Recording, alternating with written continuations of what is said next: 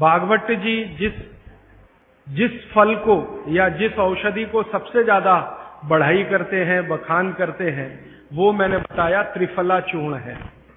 तो भागवत जी एक सूत्र लिखकर चले गए, वो ये कहते हैं कि हर व्यक्ति अपनी चिकित्सा स्वयं कर सकता है।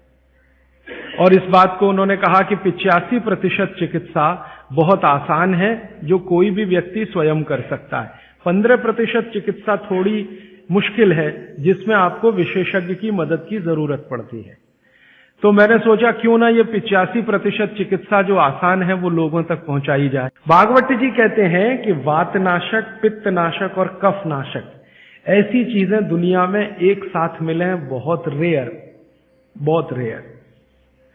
वो कहते हैं कि बहुत चीजें दुनिया में हैं, कोई वात का नाश करेगा, कोई पित्त का, कोई कफ का, लेकिन कोई ऐसी चीजें भी अपने रसोई में हैं जो तीनों को नाश कर सकते हैं।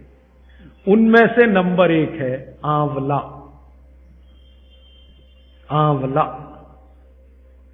फिर दूसरा है हरडे और तीसरा है बहेड़ा, और तीनों मिला के बनता है त्रिफला।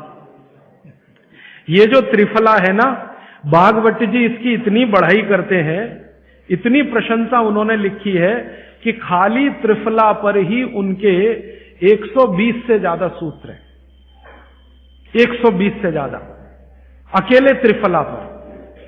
त्रिफला को इसके साथ खाओ, त्रिफला को उसके साथ खाओ, त्रिफला को ऐसे खाओ, त्रिफला को 120 से ज्यादा सूत्र है अकेले त्रिफला पर।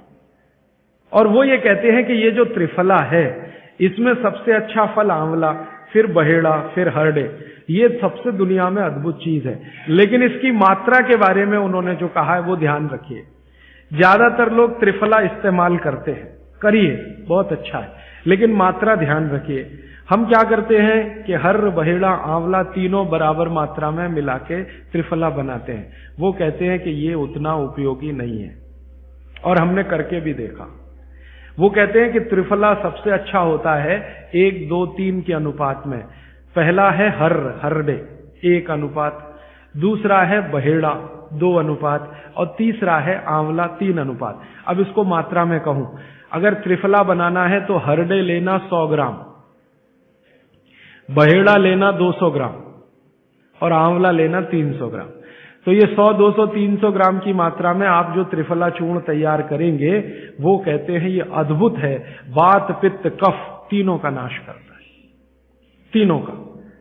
अब वात, पित्त, कफ तीनों से आप अगर ग्रसित हैं तो आप त्रिफला जरूर लीजिए। कैसे लाएं? त्रिफला लेने के 2 नियम बताए उन्होंने, एक रात को और एक सवेरे। सवेरे का नियम उनका यह है कि सवेरे सवेरे अगर त्रिफला खाएं तो गुड़ के साथ, नहीं तो शहद के साथ, गुड़ या शहद। वैसे ही आप तय कर लीजिए, जैन है तो गुड़, अजैन है तो शहद। तो सवेरे का त्रिफला खाएं तो गुड़ या शहद के साथ, रात का त्रिफला खाएं तो दूध के साथ या गर्म पानी के साथ। त्रिफला तो एक ही है ना, सवेरे भी त्रिफला ही खा रहे हैं, रात को भी। लेकिन भागवत जी कहते हैं असर अलग अलग है दोनों के। रात को जो आप त्रिफला खाएंगे दूध के साथ या गर्म पानी के साथ, तो ये त्रिफला रेचक है। रेचक शब्द उन्होंने इस्तेमाल, रेचक माने पेट को साफ करने वाला, बड़ी आंत की सफाई करने वाला, शरीर के सब अंगों की सफाई करने वाला, झाड़ू लगाने वाला जो व्यक्ति, वो रेचक। तो कहते हैं रात को अगर त्रिफला आप ले रहे हैं दूध के साथ या गर्म पानी के साथ, तो ये रेचक है, माने ये एक ही काम सबसे ज्यादा करेगा कि आपकी कब्जियत मिटा देगा। कितनी भी पुरानी कब्जियत है मिटा देगा, 40 साल पुरानी भी मिटा देगा रात को। और जो दिन को त्रिफला खाया सवेरे गुड़ के साथ, तो वो कहते हैं ये पोषक है। एक शब्द है रेचक और एक है पोषक। पोषक माने शरीर को जो कुछ चाहिए, विटामिन सी चाहिए, विटामिन ए चाहिए, विटामिन डी चाहिए, या विटामिन के चाहिए, या कोई विटामिन चाहिए, या हमें माइक्रो न्यूट्रिएंट्स चाहिए शरीर को, कैल्शियम चाहिए, आयरन चाहिए, वगैरह वगैरह। तो शरीर को अगर पोषकता चाहिए तो त्रिफला सवेरे खाना, और शरीर में आप मानते हैं कि हमारी कब्जियत ठीक करने के लिए तो त्रिफला रात को खाना। दोनों समय के त्रिफले में बिल्कुल अलग तरह के परिणाम आते हैं। तो जो कहें हम तो स्वस्थ हैं जी, तो सवेरे ही त्रिफला खाओ, स्वस्थ हैं तो। और जो कुछ बीमारियां हैं आपको, तो रात को खाओ। ठीक है? मात्रा ध्यान रखना, 1, 2, 3 सम मात्रा का त्रिफला बहुत रेयर केस में इस्तेमाल होता है। 1 या 2 ही बीमारी हैं। अभी मैंने एक जगह इस्तेमाल किया था, एक वैज्ञानिक हैं, भाभा एटॉमिक रिसर्च सेंटर में काम करते हैं, उनको एक बीमारी हुई रेडिएशन से। रेडिएशन आप जानते हैं सभी एटॉमिक सेंटर में। तो उनका पूरा शरीर सड़ गया, एकदम सड़ गया, जगह जगह घाव, जगह जगह, और उसमें से खून निकलता, मवाद निकलता। वो बेचारे इतने परेशान, इतने हैरान, कहां कहां जा जाके, अमेरिका, कनाडा, सब जगह, कुछ इलाज हुआ नहीं, कोई रिलीफ मिला नहीं। कपड़ा भी नहीं पहन सकते, ऐसी स्थिति थी, हमेशा नंगे बदन रहते थे। तो ऐसे ही किसी ने मुझे उनके बारे में बताया। बंबई तो मैं अक्सर जाता रहता हूं कि राजीव भाई एक ऐसे व्यक्ति हैं। तो मैं उनको गया था मिलने और देखने, तो मैंने देखा सच में हालत बहुत खराब थी। तब मैंने उनसे कहा कि आप बहुत परेशान हैं। हाँ बहुत परेशान है, दवा सब काम लेके देख ली, कुछ उपयोग होता नहीं। मैंने कहा मैं होम्योपैथी दूं? उन्होंने कहा होम्योपैथी मैं नहीं लेना चाहता। तो मैं पूछा चलो आप फिर एक काम करो, त्रिफला चूर्ण खाओ बस, और कुछ मत करो। तो उन्होंने त्रिफला चूर्ण शुरू किया। ये मैंने बताया 1, 2, 3 शुरू किया। 3-4 महीने में रिजल्ट बहुत थोड़ा आया, थोड़ा आया। फिर मैंने कहा मात्रा बदल के देखते हैं। फिर उनकी सम मात्रा की मैंने, बराबर जितनी मात्रा आंवला, बराबर उतनी मात्रा बहेड़ा, बराबर उतनी हरडे। अभी स्थिति यह है कि वो बिल्कुल ठीक है। 1-1.25 साल उनको हुआ त्रिफला खाते खाते, बिल्कुल ठीक है, और पहले से ज्यादा प्रफुल्लित है, पहले से ज्यादा एनर्जेटिक है। आप जानते हैं रेडिएशन का दुनिया में इलाज नहीं है। ये उदाहरण मैंने जानबूझ के दिया, ऐसे सैकड़ों उदाहरण है मेरे पास। रेडिएशन का दुनिया में इलाज नहीं है, लेकिन त्रिफला चूर्ण के पास उसका इलाज है। अगर यही त्रिफला चूर्ण अमेरिका में हुआ होता ना, यूरोप में हुआ होता, तो अब तक इस पर पेटेंट लेकर करोड़ों डॉलर कमाए होते उन्होंने। ये हमारे यहां प्रचंड मात्रा में है, हर घर में है, हर गांव में है, इसलिए हमें इसकी कीमत नहीं मालूम। मैं आपसे फिर कह रहा हूं, आपके सोचने का नजरिया बदल दीजिए। प्रकृति ने जो चीजें प्रचंड मात्रा में हमको दी हैं, वो उतनी ही कीमती हैं।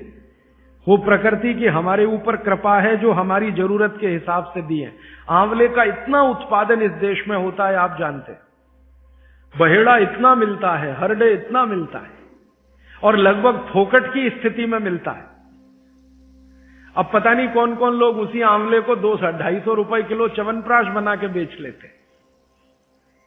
ये जो च्यवनप्राश है ना, ये त्रिफला चूर्ण से कई गुना नीचा है। च्यवनप्राश पे जितना खर्चा कर रहे हैं, उससे बहुत कम खर्चे में आप त्रिफला खाइए, च्यवनप्राश से भी ज्यादा असर है। तो मेरी आपको आज के लिए ये आखिरी सूत्र थी कि आप अपने जीवन में वात, पित्त, कफ तीनों को सम रखना चाहते हैं, तो आंवला, हरडे, बहेड़ा, आंवला, इन तीनों का उपयोग करना सीख लीजिए। घर में हमेशा इसको डब्बे में बना के पाउडर के रूप में रख लीजिए। अब आप कहेंगे इन तीनों को एक साथ खाएं, आप अकेला आंवला भी खा सकते हैं। आंवला तीनों दोष दूर करता है, वात, पित्त, कफ। हरडे तीनों दोष दूर करता है, वात, पित्त, कफ। और बहेड़ा तीनों दोष दूर करता है, वात, पित्त, कफ। इसलिए भागवत जी कहते हैं सर्वोत्तम फल यही है, आंवला, हरडे, बहेड़ा। दूसरे फलों से कई गुने ज्यादा ताकतवर यही फल है, आंवला, हरडे, बहेड़ा। अब आपको आखिरी एक छोटी सी बात कह दूं कि आप में से किसी को भी ये तकलीफ है कि आपके शरीर में मेद बढ़ा हुआ है, मेद माने मांस बढ़ा हुआ है, बहुत लोग परेशान है, मोटापा, मेद माने कफ बढ़ा हुआ है, सीधी सी बात। तो आप त्रिफला खाइए। कब खाना है? आपको रात को नहीं खाना है, सवेरे खाना है। जिनको भी मांस बढ़ा है शरीर पर, मेद बढ़ा है, उनको अगर छाटना है, इसको कम करना है, तो त्रिफला सवेरे खाना, आंवला सवेरे खाना। आप त्रिफला नहीं खा सकते तो आंवला ही खा लीजिए। 4 आंवले, 3 आंवले रोज खा लीजिए। आंवले को मुरब्बा बना के खा लीजिए, मुरब्बा को और आंवले का अचार बना के खा लीजिए, आंवले की चटनी बना के खा लीजिए, जैसे भी है आंवला खा लीजिए। 3 से 4 आंवला जितना होता है, ये पेट में जाते रहे तो साल भर में आप देखोगे आप पहले से ज्यादा स्लिम और ट्रिम हो जाएंगे।